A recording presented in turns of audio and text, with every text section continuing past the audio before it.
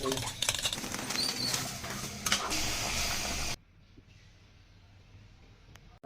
আলাইকুম, কেমন আছেন সবাই? আজকে আমি আগিলা দিনের বুঝেন নি একবারে গ্রামে যেমনি খাইতাম আগে আমার নানিরা দাদিরা যেমনি রানতো হেমনি আজকে আলুদা ডিম দিয়ে রানবো বুঝেন নি। আলুদা ডিম দিয়ে এমনি রানলে যে একটা মজা লাগে খাইলে, খালি খান আগিলা দিনের খাওয়ানোর জিনিসের স্বাদই আর আলাদা বুঝেন নি। অনেক তো খালি ডিম বুনা এমনি একদিন খাই আসান, আমি যেমনি শিখাইছি এমনি খাই আসান, দেখেন এলা কত মজা। মা মুরগির জানি এত ফাজিয়েছে, মুরগির ডিম যখন এত দাম, একটু বড় বড় ফাললে কি হয়, হ্যাঁ কি কোনো কাম আছে কন? দেয় দূরে দূরে ডিমডি ফাটছে, মনটার ভিতরে এমন কষ্ট লাগতেছে দেখে, তাও কি আর না খায় কি আর উপায় আছে? এটি দামটা কিনা খাওয়ান লাগবো গো। মুরগির লগে তো আর কোনো তুলনা নাই, মুরগিও লাগে একেবারে অবুজ পাক প্রাণী, মানে হ্যাঁ দৌড়াইব কি করে কত শুনবো, আমি কইলে বড় ডিম পারবো। যাক গনে রাইন্দালি অনেক দেখেন আলা এলে ডিম দিলে করবেন কি করতে, স্বাদ মতো লবণ দিয়ে এটা করবেন কি লাড়া সাড়া দিয়ে একেবারে সুন্দর করে মিশিয়ে নেবেন, কোনো পেস্ট টেস্ট দেওয়ার দরকার নেই। তারপরে তেল দিবেন, তেল না দিয়ে ডিমটা করবেন কি একেবারে সাইডে দিবেন, সাইডে দিলে দেখছেন নি কত্তারা ডিমটা একেবারে গুল হয়ে পৃথিবীর মতো হয়ে গেছে। এই ডিমটা না সুন্দর করে বাজা হইলে এরপর আলা ডিম তরকারিটা কেমনে রান্ধি চান। আগিলা দিনে এত ফার্মের মুরগি আসছিল না বুঝছেন নি, যদি কোনো স্পেশাল গেস্ট আইতো তখন করতে কি আতালাতে দুইটা ডিম না লইয়া এমনি রাইন্দে খাওয়া দিত। মুরগির ডিমের তরকারি খাইয়া বা টাসের ডিমের তরকারি খাইয়ে তো মেহমানরা এত খুশি কয় আজকে ডিম সান্তা খাওয়াই দিছে বুঝছেন নি। আর অনেক মাগ গোমা কত মাংস ফুল বিরিয়ানি তেহারি যে খাওয়ান লাগে, জি মানে দুনিয়াটা তো ঝামেলা হয়েছে।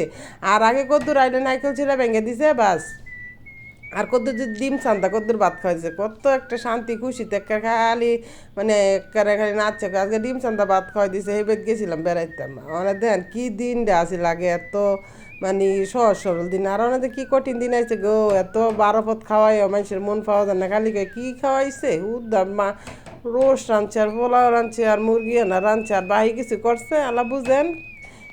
অনেক আলা করেন কি তরকারিটা রাঁধতেছি কেমনি রাঁধি এটা খালি চান। তারপর কি করবেন কি তেল না দিয়ে তারপরে পেঁয়াজ দিয়ে দিবেন, পেঁয়াজটা যখন লাল হইব মানে আপনার মাংসের মশলা যা লাগে হুদা দিব মজা লাগে তরকারিটা।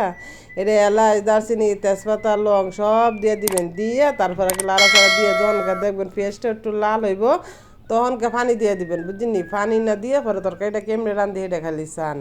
প্রশংসা কি আর হুদাদি করে নাই বেরিটা বুঝছেন, সব কিছু দিয়েই রাঁধছে। মানে দেখেন আবার আদা রসুন বাটাও দিয়ে দিছি, তারপরে না মাংসের মশলা, আদা রসুন বাটা ছাড়া কি আর মাংসের মশলা হইব গো সোনারা? হইতো না। এরপরে আল্লাহ করবেন কি একটু পানি দিবেন, পানি দিয়ে সুন্দর করে লাড়া ছাড়া না দিয়ে মাংসের মশলা ডাড়ায়, এরপরে হলুদ মরিচ আলা দিয়ে দেন বুঝছেন নি।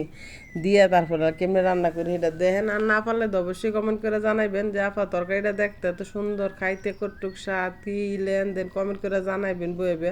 তো না ভালো লাগে গো, আপনারা যদি কমেন্ট না করেন শোনাবেন, এটা একটু ভালো লাগে না, মনটার ভিতরে খালি হাইতাস লাগে, অশান্তি লাগে। আরে এত কষ্ট করে ভিডিও বানায় আমার বোনেরা, আমার একটা কমেন্টও করে না, একটা লাইকও দেন না, তখন মনটার ভিতরে কেমন যে একটা হাইতাস লাগে। আপনাকে বুঝাইতে পারতাম না, যারা কন্টেন্ট ক্রিয়েটার করে হেরাই জানে যে আসলে যে কত কষ্ট, যে যদি একটা ভিডিও বানালে কমেন্ট নাই লাইক নাই বুঝিনি না, আপনারা কত দেখবেন আর বইবে কত লাইক কমেন্ট করে দেন।